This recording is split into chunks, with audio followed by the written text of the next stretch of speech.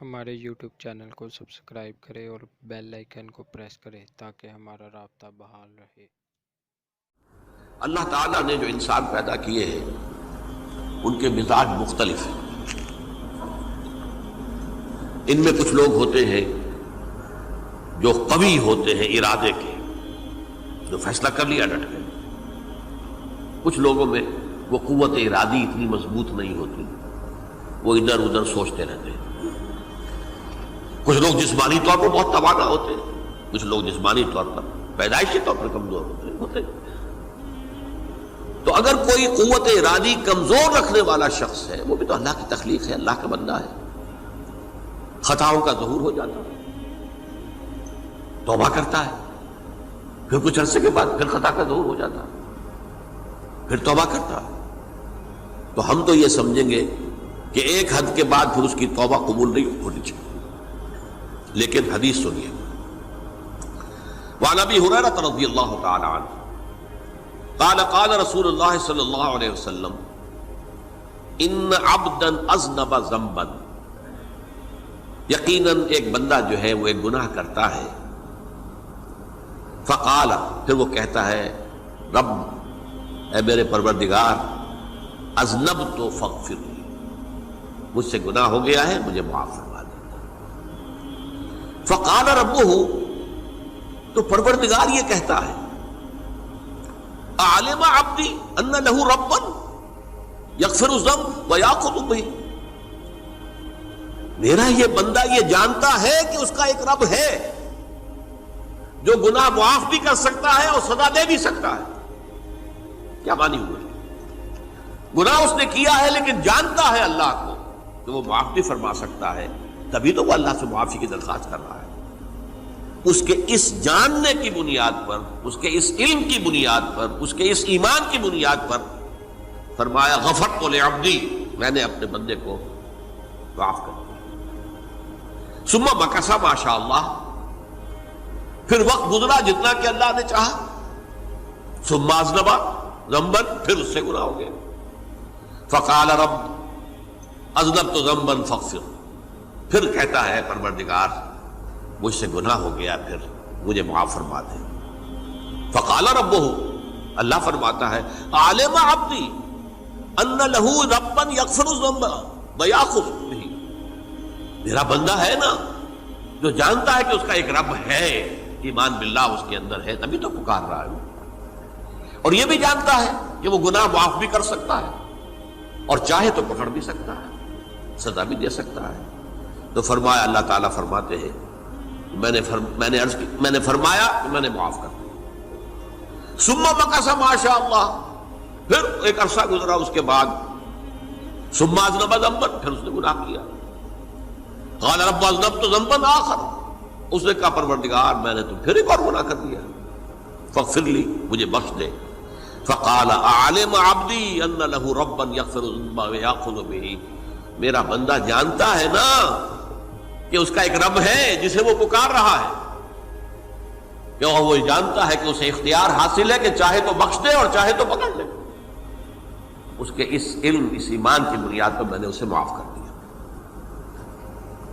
ایک اور حدیث، میں نے چونکہ اس گفتگو کے لیے ان احادیث کا تفحص کیا ہے، یہ تو بہت ہیں حدیثیں، میں نے ان میں سے کچھ چنی ہیں۔ ہمارے بعض واعظ ناصح وہ بھی کسی شخص کو روکتے رہے، برائیوں سے روکتے رہے، نہیں رکتا، تو کہیں غصے میں آ کے اللہ تجھے کبھی معاف نہیں کرے گا۔ یہ کتنا بڑا جرم ہے، اس کا اندازہ کیجئے اس حدیث سے۔ تو میرے بندے کو میری رحمت سے مایوس کر رہے ہیں، کتنا بڑا جرم ہے، اس کا اندازہ کیجئے۔ یہ مسلم شریف کی روایت ہے، عن جندب، حضرت جندب رضی اللہ تعالی عنہ سے، ان رسول اللہ صلی اللہ علیہ وسلم حدث، کہ اللہ کے رسول صلی اللہ علیہ وسلم نے ایک واقعہ بیان کیا، ان رجلا قال،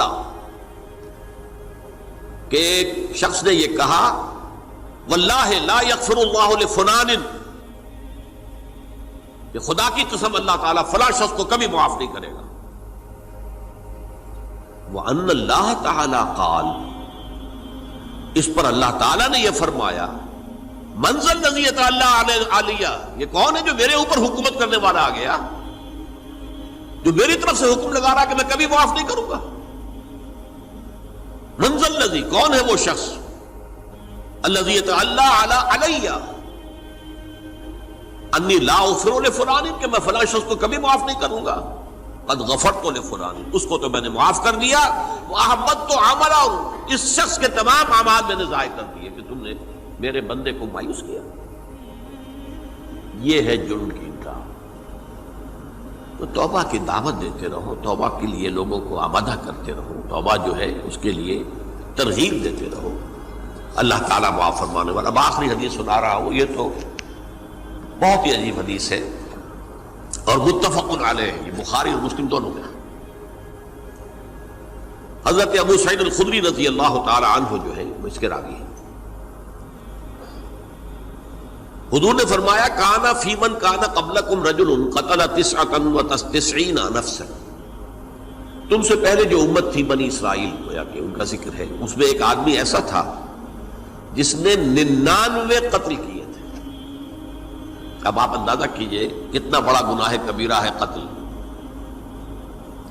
قرآن مجید میں آتا ہے وَكَأَنَّمَا قَتَلَ النَّاسَ جَمِيعًا، اگر ایک انسان کو بھی ناحق قتل کر دیا گیا تو یہ ایسی ہے گویا کہ اس نے پوری نوع انسانی کو قتل کر دیا. اس نے 99 قتل کی. فَهَلْ لَهُ مِن تَوْبَةٍ، پھر اس کے بعد یہ ہوا کہ اس کے اندر توبہ کا جذبہ پیدا ہوا. فَسَأَلَ عَنْ أَعْلَمِ أَهْلِ الْأَرْضِ، تو اس نے پھر سوال کیا، لوگوں سے پوچھا کہ زمین میں رہنے والوں میں کون سب سے بڑا عالم ہے. فَدُلَّ عَلَى رَاهِبٍ، تو اسے بتایا گیا فلاں راہب فلاں جگہ پر ہے، وہ بہت نیک ہے، بڑا عالم ہے. فَأَتَاهُ، وہ اس کے پاس آیا. فَقَالَ أَنَّهُ قَتَلَ 99 نَفْسًا فَهَلْ لَهُ مِن تَوْبَةٍ، انہوں نے کہا دیکھیے راہب صاحب، میں نے 99 انسان قتل کیے، اب مجھے یہ بتائیے کہ میرے لیے توبہ کا کوئی امکان ہے؟ فقال لا، اس نے کہا نہیں. فقتلہ، اس نے اس کو بھی قتل کر دیا. فکمل بہ 100، اپنی سینچری مکمل کر لی، مطلب 99 کے بعد ایک کی کسر تھی، اس کو بھی قتل کیا، 100 پورے کر لیا. ثم سأل عن عالم اہل الارض، پھر اس نے پوچھا کوئی اور کوئی بڑے عالم انسان ہو. فدل علی رجل عالم، پھر اس کی رہنمائی کی گئی ایک بڑے عالم شخص کی طرف. فقال انہ قتل 100 نفس، تو اس نے وہاں جا کر کہا کہ میں 100 انسان ہلاک کر چکا ہوں، قتل کر چکا ہوں. فہل لہ من توبہ، میرے لیے توبہ کا کوئی امکان ہے؟ فقال نعم، کہا کیوں نہیں، 100 قتل کیے تب بھی کیا ہے، توبہ کا راستہ دروازہ کھلا ہوا. معلوم یغرغر، جب تک کہ وہ گھنگرو نہیں بج رہا اس وقت تک تمہارے توبہ کا دروازہ کھلا ہوا ہے. فرمایا نعم، وَمَن يَحُولُ بَيْنَهُ وَبَيْنَ التَّوْبَةِ، تمہاری توبہ کے درمیان اور تمہارے درمیان کون حائل ہو سکتا ہے؟ توبہ کا دروازہ کھلا ہے. لیکن ساتھ ہی کہا انطلق الی ارض کذا و کذا، اب تم ایسے کرو جہاں تم رہتے ہو وہاں نہ جاؤ واپس، وہاں کا ماحول اچھا نہیں ہے، معاشرہ اچھا نہیں ہے، ہو سکتا ہے کہ تم توبہ پر قائم نہ رہ سکو، تم فلاں جگہ چلے جاؤ، وہاں اچھے لوگ آباد ہیں، ان میں جا کر رہو. فإن بها أناسا يعبدون اللہ تعالی، وہاں ایسے لوگ آباد ہیں جو اللہ کی بندگی کرتے ہیں. فاعبد اللہ معهم، تو تم ان کے ساتھ مل کر اللہ کی بندگی اور پرستش کرو. ولا ترجع الى ارضک، اپنی زمین کی طرف اپنے وطن میں واپس بن جاؤ. فإنها ارض سوء، وہ بری جگہ ہے. فانطلقا، تو وہ چل پڑا، ہجرت کر رہا ہے، اس جگہ جا رہا ہے جہاں کا راہب نے بتایا تھا. حتی اذا نصف الطریق، جب آدھا راستہ اس نے پورا کر لیا، اتاہ الموت، موت آ گئی. فاختصمت فیہ ملائکۃ الرحمت و ملائکۃ العذاب، اب وہ جہنم کے فرشتے بھی آ گئے اس کی جان قبض کرنے کو، اور جنت کے بھی آ گئے. فقالت ملائکۃ الرحمہ، رحمت والے جو فرشتے ہیں جنت والے، انہوں نے کہا جا تائبا مقبلا بقلبہ اللہ تعالی، یہ شخص توبہ کر کے اللہ تعالیٰ کی طرف ہجرت کر رہا تھا، اس لیے اس کی نیت کی بنیاد پر اب یہ جنتی ہے، لہذا اس کی روح ہم قبض کریں۔